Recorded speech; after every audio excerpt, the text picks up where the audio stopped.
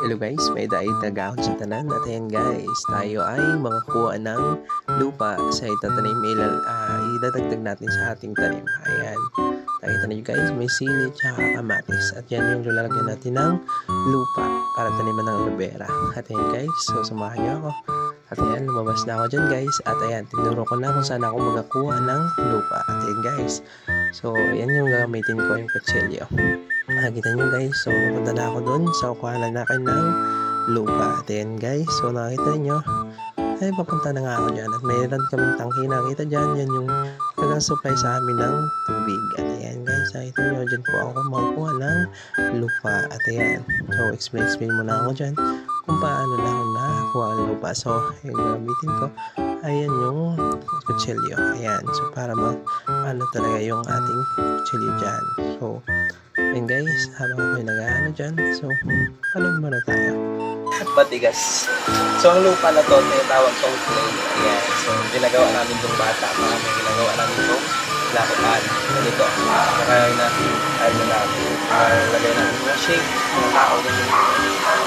Pero maganda din to sa mga palamlay, mga sili, ganyan, tsaka okay. Mga sili at mga mga kamatis, ganyan. Maganda to sa magandang lupa para to.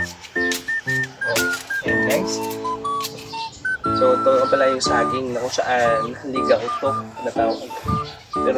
Pero tundan tawag nito. Pero ito sa atin.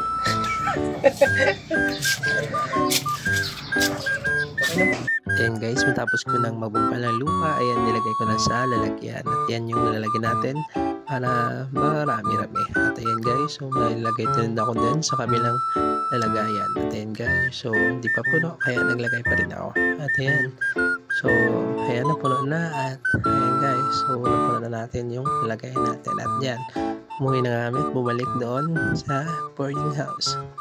And guys, so ayan, nakita ninyo, naayos ko na at nilagay ko na dyan sa lagayan yung lupa na kinuha natin dun sa baba. At yun guys, so yan yung maganda para sa ating mga sili, para mataba talaga. At yan din lalagyan namin ng uling yan dyan sa may ilalim, dahil yan yung lalagyan natin ng aloe vera.